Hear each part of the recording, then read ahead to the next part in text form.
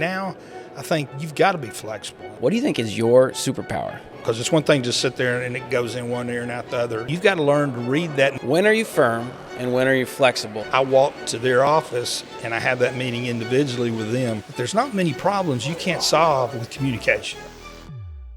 Hey everybody, my name is Pat Cohan, and in this THSADA Director's Cut, we're featuring Richard Kilgore, Superintendent of Bruceville-Eddy ISD and the 2025 THSADA Superintendent of the Year. With 38 years in education, 19 of those as superintendent, Richard knows a thing or two about leadership and what superintendents look for in an athletic director. In this conversation, you'll hear his insights on balancing flexibility with firmness, the importance of integrity, and using active listening to solve problems and build trust. Before we dive into these topics, we do want to thank our partner in this episode, and that's Whataburger. Whataburger is a longtime partner of the THSADA and our Tandem of Scholar Athlete Awards. Coming up this October, Whataburger will be providing, once again, the breakfast for all attendees.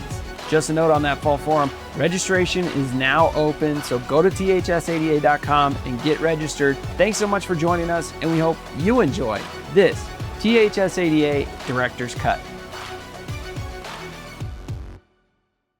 As a superintendent here at the THSADA's conference, what are some of the things that you'd like to pass on to Texas AEDs on what a superintendent's looking for?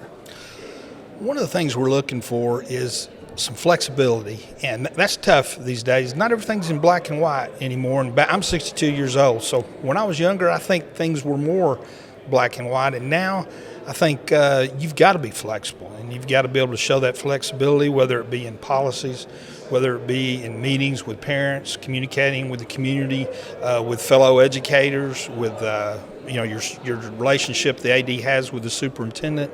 I think that you've got to be flexible these days, and that's tough. My dad was one of those guys that was very inflexible, and so I believe I learned a little bit of that ability from my mom, but I've learned it's helped me go a long way now in today's world of athletics and education. When are you firm and when are you flexible, and how do you figure that out? Part of that makes it tough is you got to be able to read that, and I always felt like I've done a good job. I learned a lot from Ken DeWeese, an old athletic director and basketball coach at McLennan Community College for years, one of the top winningest junior college coaches in the country.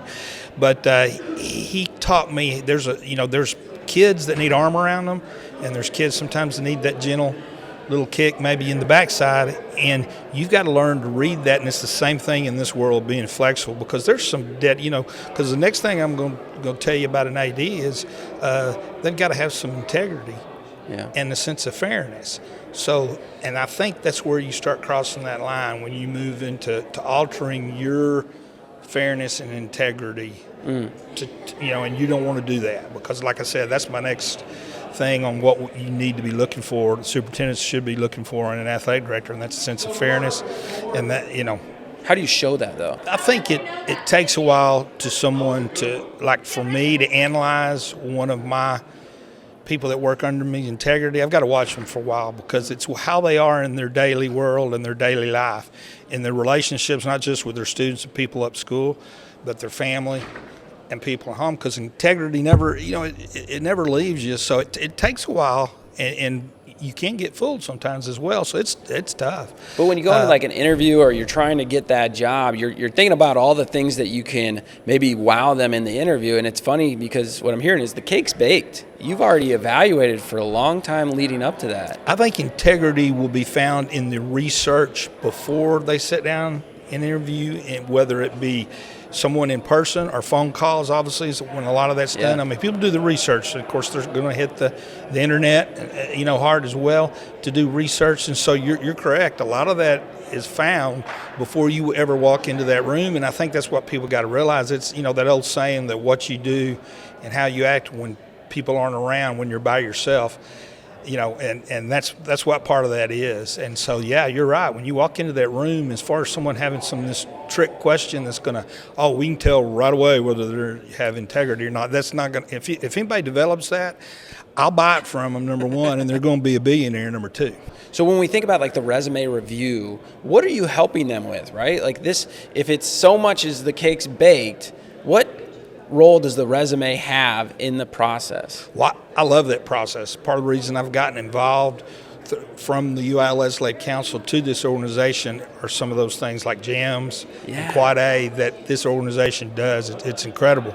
But you're sitting down and through a series of conversations and questions, there's a lot of things that people have experienced that and they don't have it reflected on their resume at all, or they don't just have it that you could reflect it in another way and show it in another way with a change of a paragraph or a sentence or two, and it really would mean a whole lot more to the administrator reading it. And so I love those conversations, and we've only got 30 minutes when we do that. As a superintendent for 19 years, and I've been all 19 in Bruceville-Eddy ISD, the next toughest job is going to be the high school principal and the AD, and sometimes both of those jobs are so close to being as tough as the superintendent's job, you can slide a credit card between the two.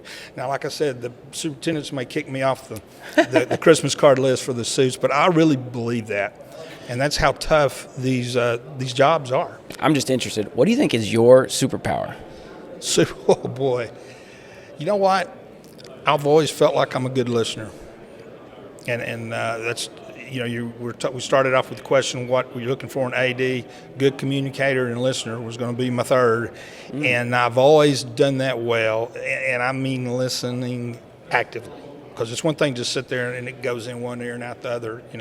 There's times that happens, and that's not the type of listening I'm talking about. Because when someone comes in your office with a problem, we discussed the interview process. It's as if you're interviewing that person. You've got to go in depth with listening to be able to ask questions to get more out of them, because you've been presented with an issue or a problem that could or may not get solved, but the only way you're going to solve it is to understand it at the base bones of it, and it's really required to listen. But there's not many problems you can't solve with communication, everybody involved. There really isn't. I've run into very few in 19 years of a superintendent, and that's next year will be my 38th year in education, and that's coach, teaching, principal, assistant principal. A lot of people that say communication is really important for any successful program, organization, or system. What is good communication up to a superintendent? I think good communication, like I said, is half the battle's communicating, the other half listening. Something I do is I have very few principals meetings, and that's included in my AD as a principal and administrator, in my office. The old meeting where everybody comes in the soup's office and you're going to sit down. I'm going to keep you all there an hour and a half, and we got all these things to talk about. What I do, we do that 4 or maybe 5 times a year. And that, if you did some checking, that's very unusual. Yeah. A lot of times they meet once a week. I take my list of things I got to cover with those 4 people, because I got a junior high principal, a middle school principal, an elementary principal, and I got an AD. There's 4 of them. I put them on a note card. I walk to their office, and I have that meeting individually with them, one at a time, and therefore it opens the communication more when you're one-on-one. Some people don't like asking questions in a group, or the elementary principal's got a problem that the high school and the AD could care less about. They're not dealing with kindergartners. Another reason I do that as well, it gets me out seeing the kids that's originally who I got in the business to be with, is to teach and coach history, see the teachers, and get out and see the district, walk around in the facilities. I may see an issue, oh man, we need to get that fixed, on this here.